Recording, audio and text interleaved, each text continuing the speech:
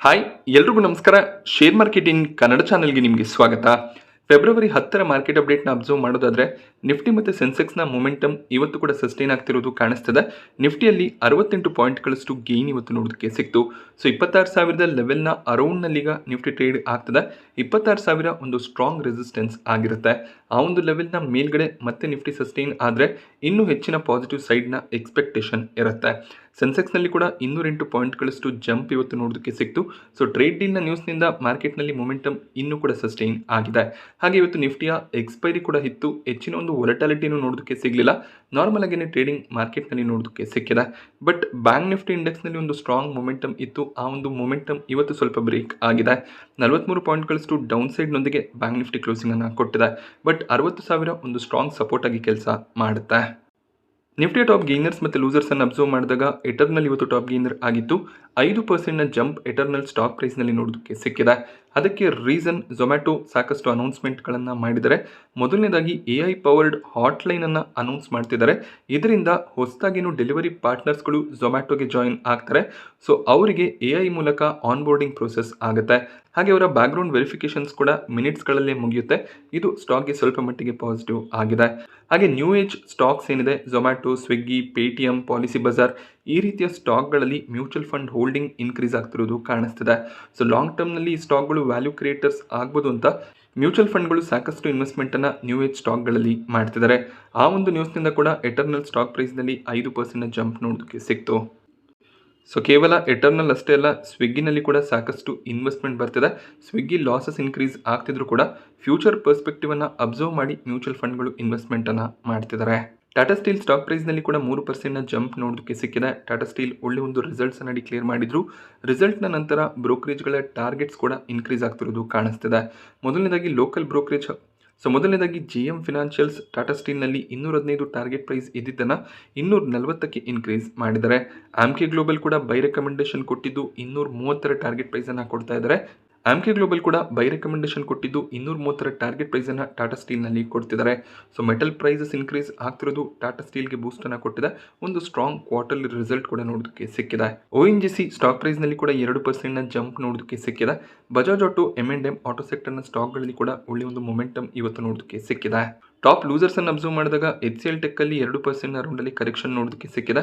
Bajaj finance, Shriram finance ಸ್ಟಾಕ್ಗಳು ಇವತ್ತು negative ಆಗಿ ಟ್ರೇಡ್ ಆಯಿತು.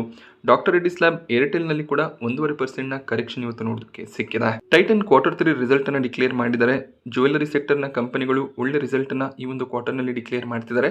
ಗೋಲ್ಡ್ ಪ್ರೈಸಸ್ ಇನ್ಕ್ರೀಸ್ ಆಗ್ತಿರೋದು ಈ ಕಂಪನಿಗಳಿಗೆ ಒಳ್ಳೆ ಒಂದು ಪ್ರಾಫಿಟ್ಸ್ ಅನ್ನು ತಂದು ಕೊಡ್ತಿದೆ. ರೆವಿನ್ಯೂಸ್ ಕೂಡ 43% ಇನ್ಕ್ರೀಸ್ ಆಗ್ತಿರೋದು ಕಾಣಿಸ್ತಿದೆ.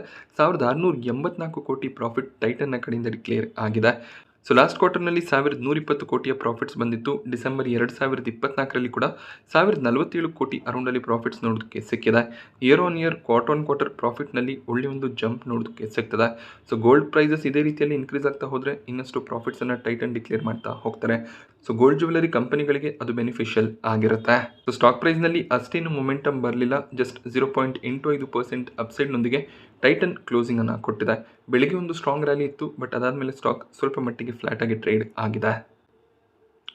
ಜನವರಿ ತಿಂಗಳ AMFI ಡೇಟಾ ನೋಡೋದಕ್ಕೆ ಸಿಕ್ಕಿದೆ.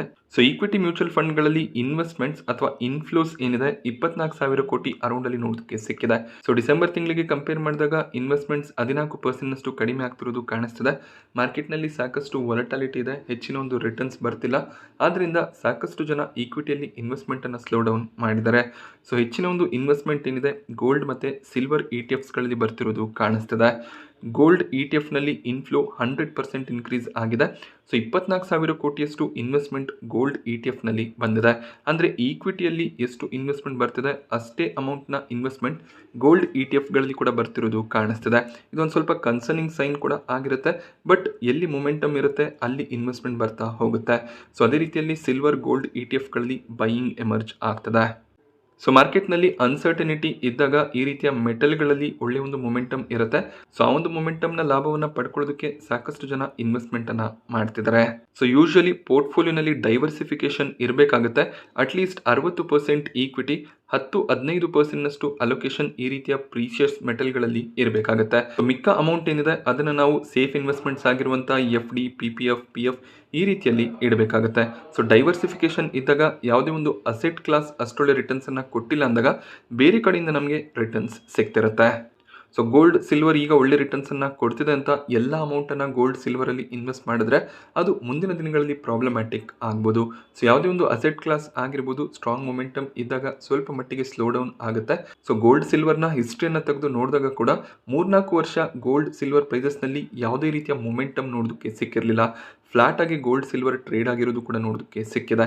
ಸೊ ಆ ರೀತಿಯ ಸಿಚುವೇಶನ್ಸ್ ಬಂದಾಗ ನಿಮ್ಮ ಪೋರ್ಟ್ಫೋಲಿಯೋ ತುಂಬಾ ಸ್ಲೋ ಡೌನ್ ಆಗುವಂಥ ಚಾನ್ಸಸ್ ಇರುತ್ತೆ. ಅಕಸ್ಮಾತ್ ಕರೆಕ್ಷನ್ಸ್ ಇದ್ದರೆ ಡಿಪ್ಪಲ್ಲಿ ಬೈಯಿಂಗನ್ನು ಮಾಡಿಕೊಂಡು ಫ್ಯೂಚರ್ನಲ್ಲಿ ಪ್ರಾಫಿಟ್ಸ್ ಬರ್ಬೋದು ಅಂತ ಅನ್ಕೋಬೋದು. ಬಟ್ ಫ್ಲಾಟ್ ಆಗೇನೆ ಅಸೆಟ್ ಕ್ಲಾಸ್ಗಳು ಇದ್ದಾಗ ಅಲ್ಲಿ ನಿಮಗೆ ಯಾವುದೇ ರೀತಿಯ ರಿಟರ್ನ್ಸ್ ಸಿಗೋದಿಲ್ಲ. BSE ಸ್ಟಾಕ್ ಪ್ರೈಸ್ನಲ್ಲಿ ಇವತ್ತು 6% ಜಂಪ್ ನೋಡೋದಕ್ಕೆ ಸಿಕ್ತು. ಇದಕ್ಕೆ ರೀಸನ್ ಒಂದು ಸ್ಟ್ರಾಂಗ್ Q3 ರಿಸಲ್ಟ್ ಆಗಿರುತ್ತೆ. ಸೊ BSE ಒಂದು ಕ್ವಾರ್ಟರ್ನಲ್ಲಿ 602 ಕೋಟಿಯ ಪ್ರಾಫಿಟ್ಸನ್ನು ಡಿಕ್ಲೇರ್ ಮಾಡಿದರೆ ಇಯರ್ ಆನ್ ಇಯರ್ ಪ್ರಾಫಿಟ್ನಲ್ಲಿ ಒಳ್ಳೆ ಒಂದು ಜಂಪ್ ನೋಡೋದಕ್ಕೆ ಸಿಕ್ಕಿದೆ. ಲಾಸ್ಟ್ ಇಯರ್ 219 ಕೋಟಿ ಅರೌಂಡಲ್ಲಿ ಪ್ರಾಫಿಟ್ಸ್ ಬಂದಿತ್ತು. ಲಾಸ್ಟ್ ಕ್ವಾರ್ಟರ್ನಲ್ಲಿ 570 ಕೋಟಿ ಅರೌಂಡಲ್ಲಿ ಪ್ರಾಫಿಟ್ಸನ್ನು ಡಿಕ್ಲೇರ್ ಮಾಡಿದ್ರು. ಕ್ವಾರ್ಟರ್ ಪರ್ಫಾರ್ಮೆನ್ಸ್ ಫ್ಲಾಟ್ ಆಗಿದೆ ಅಂತಲೇ ಹೇಳ್ಬೋದಾಗುತ್ತೆ. ಬಟ್ ಇಯರ್ ಆನ್ ಇಯರ್ ಕಂಪ್ಯಾರಿಸನ್ನ ಮಾಡಿದಾಗ ಪ್ರಾಫಿಟ್ಸ್ ಸ್ಟ್ರಾಂಗ್ ಆಗಿ ಜಂಪ್ ಆಗಿದೆ. ಸೊ ಜೆಫ್ರೀಸ್ ಟಾರ್ಗೆಟನ್ನು ಸ್ವಲ್ಪ ಮಟ್ಟಿಗೆ ಇನ್ಕ್ರೀಸ್ ಮಾಡಿ 3050 ಟಾರ್ಗೆಟ್ ಪ್ರೈಸನ್ನು ಕೊಟ್ಟಿದ್ದಾರೆ. ಬಟ್ ಸ್ಟಿಲ್ ಹೋಲ್ಡ್ ರೆಕಮೆಂಡೇಶನ್ ಇದೆ. ನೋವಾಮಾ ಬೈ ರೆಕಮೆಂಡೇಶನ್ ಕೊಟ್ಟಿದ್ದು 3760 ಟಾರ್ಗೆಟ್ ಪ್ರೈಸನ್ನು ಕೊಟ್ಟಿದ್ದಾರೆ. BSE ಈಗ 3200 ಅರೌಂಡಲ್ಲಿ ಟ್ರೇಡ್ ಆಗ್ತದೆ. ಹಾಗೆ ಮೋತಿಲಾಲ್ ಓಸ್ವಾಲ್ ಕೂಡ ನ್ಯೂಟ್ರಲ್ ರೇಟಿಂಗ್ ಅನ್ನು ಮೇಂಟೈನ್ ಮಾಡಿದ್ದು 3350 ಟಾರ್ಗೆಟ್ ಪ್ರೈಸ್ ಇದೆ. HDFC ಸೆಕ್ಯೂರಿಟೀಸ್ನ ಕಡೆಯಿಂದ ಕೂಡ BSEನಲ್ಲಿ ಟಾರ್ಗೆಟ್ ಸ್ವಲ್ಪ ಮಟ್ಟಿಗೆ ರಿವೈಸ್ ಆಗಿದೆ. ಸೊ 3310 ಟಾರ್ಗೆಟ್ ಪ್ರೈಸನ್ನು HDFC ಸೆಕ್ಯೂರಿಟೀಸ್ ಕೂಡ ಕೊಡ್ತಿದ್ದಾರೆ. ಸೊ ರೀಸೆಂಟಾಗಿ ಆದಂಥ STT ಟ್ಯಾಕ್ಸ್ ಚೇಂಜಸ್ ಏನಿದೆ ಅದರಿಂದ ಸ್ವಲ್ಪ ಮಟ್ಟಿಗೆ ರೆವೆನ್ಯೂ ಇಂಪ್ಯಾಕ್ಟ್ ಮುಂದಿನ ಕ್ವಾರ್ಟರ್ಗಳಲ್ಲಿ ಬರ್ಬೋದು ಅನ್ನೋದು ಬ್ರೋಕರೇಜ್ಗಳ ವ್ಯೂ ಕೂಡ ಆಗಿರುತ್ತೆ. ಆದ್ದರಿಂದ ಸಾಕಷ್ಟು ಬ್ರೋಕರೇಜ್ಗಳು ಟಾರ್ಗೆಟ್ಸನ್ನು ಸ್ವಲ್ಪ ಮಟ್ಟಿಗೆ ಸ್ಲ್ಯಾಶ್ ಮಾಡಿದ್ದಾರೆ. ಬಟ್ ರಿಸಲ್ಟ್ ಸ್ಟ್ರಾಂಗ್ ಆಗಿ ಇದ್ದಿದ್ದರಿಂದ ಸ್ಟಾಕ್ ಇವತ್ತು 6% ಗೇನ್ ಆಗಿದೆ. ಬಟ್ ಬ್ರೋಕರೇಜಸ್ಗಳು ಈ ಒಂದು ಪ್ರೈಸ್ನಿಂದ ಹೆಚ್ಚಿನ ಮೊಮೆಂಟಮ್ ಇರೋದಿಲ್ಲ ಅಂತ ಹೇಳಿದರೆ ನೋಡಬೇಕಾಗುತ್ತೆ ಮುಂದಿನ ದಿನಗಳಲ್ಲಿ ಟ್ರೇಡಿಂಗ್ ಯಾವ ರೀತಿಯಲ್ಲಿ ಆಗುತ್ತೆ ಅಂತ. ಸೊ ಭಾರತ ಮತ್ತು US ನಡುವೆ ಟ್ರೇಡ್ ಡೀಲ್ ಆದಾಗಿಂದ ಟೆಕ್ಸ್ಟೈಲ್ ಸೆಕ್ಟರ್ನ ಸ್ಟಾಕ್ಗಳಲ್ಲಿ ಸ್ಟ್ರಾಂಗ್ ಮೊಮೆಂಟಮ್ ಇತ್ತು. ಅದಕ್ಕೆ ಮೇಜರ್ ರೀಸನ್ ಭಾರತದಿಂದ ಹೆಚ್ಚಿನ ಒಂದು ಟೆಕ್ಸ್ಟೈಲ್ ಪ್ರಾಡಕ್ಟ್ಸ್ US ಹೋಗುತ್ತೆ. ಅದೇ ರೀತಿಯಲ್ಲಿ ವಿಯೆಟ್ನಾಂ ಮತ್ತು ಬಾಂಗ್ಲಾದೇಶ್ ಕೂಡ ಟೆಕ್ಸ್ಟೈಲನ್ನು USಗೆ ಎಕ್ಸ್ಪೋರ್ಟ್ ಮಾಡ್ತಾರೆ. ಸೊ ರೀಸೆಂಟಾಗಿ ಏನು ಟ್ರಂಪ್ ಅವರು 50% ಇದ್ದಂಥ ಟ್ಯಾರಿಫ್ಸನ್ನು 18%ಗೆ ಡೌನ್ ಮಾಡಿದ್ರು. ಅದರಿಂದ ಭಾರತದ ಟೆಕ್ಸ್ಟೈಲ್ ಕಂಪನಿಗಳಿಗೆ ಅಡ್ವಾಂಟೇಜ್ ಸಿಗುತ್ತೆ ಅನ್ನುವಂಥ ಒಂದು ರಿಪೋರ್ಟ್ ಇತ್ತು. ಬಟ್ ಈಗ ಟ್ರಂಪ್ ಅವರು ಬಾಂಗ್ಲಾದೇಶದ ಟ್ಯಾರಿಫ್ಸನ್ನು ಕೂಡ 19%ಗೆ ಇಳಿಸಿದ್ದಾರೆ. ಹಾಗೆ ಕೆಲವೊಂದಿಷ್ಟು ಕ್ಲೋತಿಂಗ್ ಗೂಡ್ಸ್ಗಳಿಗೆ 0 ಟ್ಯಾರಿಫ್ಸನ್ನು ಹಾಕಿದ್ದಾರೆ. ಸೊ ಇದು ಇಂಡಿಯನ್ ಟೆಕ್ಸ್ಟೈಲ್ ಕಂಪನಿಗಳಿಗೆ ನೆಗೆಟಿವ್ ಆಗಿರುತ್ತೆ. ಯಾಕೆಂದರೆ ಬಾಂಗ್ಲಾದೇಶ್ ಟೆಕ್ಸ್ಟೈಲ್ ಸೆಗ್ಮೆಂಟ್ನಲ್ಲಿ ಭಾರತಕ್ಕೆ ತುಂಬಾ ಕಾಂಪಿಟೇಷನ್ ಕೊಡ್ತಿದೆ. ಭಾರತಕ್ಕಿಂತ ಕಡಿಮೆ ರೇಟ್ನಲ್ಲಿ ಟೆಕ್ಸ್ಟೈಲ್ ಪ್ರಾಡಕ್ಟ್ಸ್ಗಳನ್ನು ಅವರು USಗೆ ಸಪ್ಲೈ ಮಾಡ್ತಾರೆ. ಆದ್ದರಿಂದ ಬಾಂಗ್ಲಾದೇಶದ ಟೆಕ್ಸ್ಟೈಲ್ಗೆ ಡಿಮ್ಯಾಂಡ್ ಹೆಚ್ಚಾಗಿ ಇರುತ್ತೆ. ಸೊ ಈ ರೀಸನ್ನಿಂದ Gokaldas export KPR mill stock ಪ್ರೈಸ್ನಲ್ಲಿ ಇವತ್ತು ವೀಕ್ನೆಸ್ ನೋಡೋದಕ್ಕೆ ಸಿಕ್ತು. ರೈಲ್ಟೆಲ್ ಸ್ಟಾಕ್ ಪ್ರೈಸ್ನಲ್ಲಿ ಇವತ್ತು 3.5% ಜಂಪ್ ನೋಡೋದಕ್ಕೆ ಸಿಕ್ಕಿದೆ. ಕಂಪನಿಗೆ 455 ಕೋಟಿಯ ಕಾಂಟ್ರಾಕ್ಟ್ ಸಿಕ್ಕಿದೆ. ವೆಸ್ಟರ್ನ್ ಸೆಂಟ್ರಲ್ ರೈಲ್ವೆ ಕಡೆಯಿಂದ ಈ ಒಂದು ಕಾಂಟ್ರಾಕ್ಟನ್ನು ರೈಲ್ಟೆಲ್ ಪಡ್ಕೊಂಡಿದ್ದಾರೆ. ಸೊ ಸಾಕಷ್ಟು ಆರ್ಡರ್ಸ್ನ ನ್ಯೂಸ್ಗಳು ರೈಲ್ಟೆಲ್ನಲ್ಲಿ ಬರ್ತಿರುತ್ತೆ. ಆರ್ಡರ್ನ ನ್ಯೂಸ್ ಇದ್ದಾಗೆಲ್ಲ ಸ್ಟಾಕ್ ಪಾಸಿಟಿವ್ ಆಗಿ ಟ್ರೇಡ್ ಆಗುತ್ತೆ. ಆಕ್ಮೆ ಸೋಲಾರ್ ಕಂಪನಿಗೆ 220 ಮೆಗಾವ್ಯಾಟ್ನ ಸೋಲಾರ್ ಪ್ರಾಜೆಕ್ಟ್ ಸಿಕ್ಕಿದೆ. ಹಾಗೆಯೇ ಬ್ಯಾಟ್ರಿ ಸ್ಟೋರೇಜ್ ಪ್ರಾಜೆಕ್ಟನ್ನು ಕೂಡ ಮಧ್ಯಪ್ರದೇಶನಲ್ಲಿ ಪಡ್ಕೊಂಡಿದ್ದಾರೆ. ಸೊ ಈ ರೀತಿಯ ಆರ್ಡರ್ಸ್ ಖಂಡಿತವಾಗ್ಲೂ ಪಾಸಿಟಿವ್ ಆಗಿರುತ್ತೆ. ಸೊ ಈ ಒಂದು ನ್ಯೂಸ್ನಿಂದ ಆಕ್ಮೆ ಸೋಲಾರ್ ಸ್ಟಾಕ್ ಪ್ರೈಸ್ನಲ್ಲಿ ಇವತ್ತು 3% ಜಂಪ್ ನೋಡೋದಕ್ಕೆ ಸಿಕ್ತು. L&Tಗೆ ಕೂಡ ಒಂದು ಆರ್ಡರ್ ಸಿಕ್ಕಿದೆ. ದುಬೈನಲ್ಲಿ ಈ ಒಂದು ಕಾಂಟ್ರಾಕ್ಟನ್ನು L&Tಯ ಸಬ್ಸಿಡರಿ ಕಂಪನಿ ಪಡ್ಕೊಂಡಿದ್ದಾರೆ. 1000ರಿಂದ 2500 ಕೋಟಿಯ ಆರ್ಡರ್ನ L&T ಪಡ್ಕೊಂಡಿದ್ದಾರೆ. ಎಕ್ಸಿಸ್ಟಿಂಗ್ ರೋಡ್ ಏನಿದೆ ದುಬೈನಲ್ಲಿ ಅದನ್ನು ಅಪ್ಗ್ರೇಡ್ ಮಾಡುವಂಥ ಕಾಂಟ್ರಾಕ್ಟ್ L&Tಗೆ ಸಿಕ್ಕಿದೆ. ಯೂಶಲಿ ಆರ್ಡರ್ನ ನ್ಯೂಸ್ ಇದ್ದಾಗ ಸ್ಟಾಕ್ ಅಷ್ಟೇನು ಪಾಸಿಟಿವ್ ಆಗಿ ರಿಯಾಕ್ಟ್ ಮಾಡೋದಿಲ್ಲ. ನಾರ್ಮಲ್ ಟ್ರೇಡಿಂಗ್ಗೆ L&Tಲಿ ನೋಡೋದಕ್ಕೆ ಸಿಗ್ತಿರುತ್ತೆ. IPOಗಳ ವಿಚಾರಕ್ಕೆ ಬಂದಾಗ ಫ್ರಾಕ್ಟಲ್ ಅನಾಲಿಟಿಕ್ಸ್ನಲ್ಲಿ 2ನೇ ದಿನದ ಸಬ್ಸ್ಕ್ರಿಪ್ಷನ್ ಎಂಡ್ ಆಯಿತು. ರಿಟೇಲ್ ಕ್ಯಾಟಗರಿ ಕೇವಲ 0.2 ಟೈಮ್ ಮಾತ್ರ ಸಬ್ಸ್ಕ್ರೈಬ್ ಆಗಿದೆ. HNI category, employee category, QIB ಕ್ಯಾಟಗರಿಯಲ್ಲಿ ಕೂಡ ಅಷ್ಟಾಗಿ ಸಬ್ಸ್ಕ್ರಿಪ್ಷನ್ ಇಲ್ಲ. ಓವರ್ ಆಲ್ ಇನ್ನೂ ಇಶ್ಯೂ 0.1 ಟೈಮ್ ಮಾತ್ರ ಸಬ್ಸ್ಕ್ರೈಬ್ ಆಗಿದೆ. ಗ್ರೇ ಮಾರ್ಕೆಟ್ ಪ್ರೀಮಿಯಂ ₹4 ಕಾಣಿಸ್ತಿದೆ. ನಾಳೆ ಕೊನೆ ದಿನ ಆಗಿರುತ್ತೆ. ಮೇ ಬಿ QIB ಕ್ಯಾಟಗರಿಯಲ್ಲಿ ಸ್ವಲ್ಪ ಸಬ್ಸ್ಕ್ರಿಪ್ಷನ್ ಬರ್ಬೋದು. ರಿಟೇಲ್ HNI ಫುಲ್ಲಾಗಿ ಸಬ್ಸ್ಕ್ರೈಬ್ ಆಗುವಂಥ ಚಾನ್ಸಸ್ಗಳು ಕೂಡ ಕಡಿಮೆ ಕಾಣಿಸ್ತಿದೆ. ಸೊ ಒಂದು ವೀಕ್ ಅಥವಾ ಡಿಸಪಾಯಿಂಟಿಂಗ್ IPO ಅಂತಲೇ ಹೇಳ್ಬೋದಾಗತ್ತೆ. ಐ ಫಿನಾನ್ಷಿಯಲ್ಸ್ನಲ್ಲಿ ಗ್ರೇ ಮಾರ್ಕೆಟ್ ಪ್ರೀಮಿಯಂ 0ನೇ ಕಾಣಿಸ್ತಿದೆ. ರಿಟೇಲ್ ಕ್ಯಾಟಗರಿ 0.5 ಟೈಮ್ ಸಬ್ಸ್ಕ್ರೈಬ್ ಆಗಿದೆ.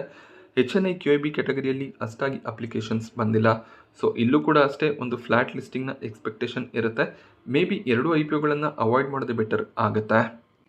ಸೊ ಭಾರತ ಮತ್ತು US ಟ್ರೇಡ್ ಡೀಲ್ ಆದಮೇಲೆ FIIs ಸ್ಲೋ ಆಗಿ ಇಂಡಿಯನ್ ಮಾರ್ಕೆಟ್ನಲ್ಲಿ ಬೈಯಿಂಗನ್ನು ಸ್ಟಾರ್ಟ್ ಮಾಡ್ಕೊಂಡಿದ್ದಾರೆ. ಇವತ್ತು ಬೈಯಿಂಗ್ ಅಮೌಂಟ್ ಸ್ವಲ್ಪ ಕಡಿಮೆ ಆಗಿದೆ, 70 ಕೋಟಿ ಅರೌಂಡಲ್ಲಿ ಬೈಯಿಂಗ್ ಅಮೌಂಟ್ ಕಾಣಿಸ್ತಿದೆ. ಬಟ್ FIIs DIIs ಇಬ್ಬರು ಕೂಡ ಸ್ಟ್ರಾಂಗ್ ಆಗಿ ಬೈಯಿಂಗನ್ನು ಮಾಡಿಕೊಂಡ್ರೆ ಮಾರ್ಕೆಟ್ನ ಪಾಸಿಟಿವ್ ಮೊಮೆಂಟಮ್ ಸಸ್ಟೈನ್ ಆಗುತ್ತೆ.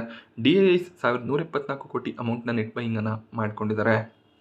ನಾನಿವತ್ತು ನಿಮಗೆ ಮಾರ್ಕೆಟ್ನ ಬಗ್ಗೆ ಕೊಟ್ಟಂಥ ಇನ್ಫಾರ್ಮೇಷನ್ ಇಷ್ಟ ಆದರೆ ವಿಡಿಯೋನ ಲೈಕ್ ಮಾಡಿ. ಹಾಗೆ ಇದೇ ರೀತಿಯ ಮಾರ್ಕೆಟ್ ಅಪ್ಡೇಟ್ಸ್ಗಳಿಗೆ ಚಾನಲ್ನ ಸಬ್ಸ್ಕ್ರೈಬ್ ಮಾಡ್ಕೊಳ್ಳಿ. Thank you friends.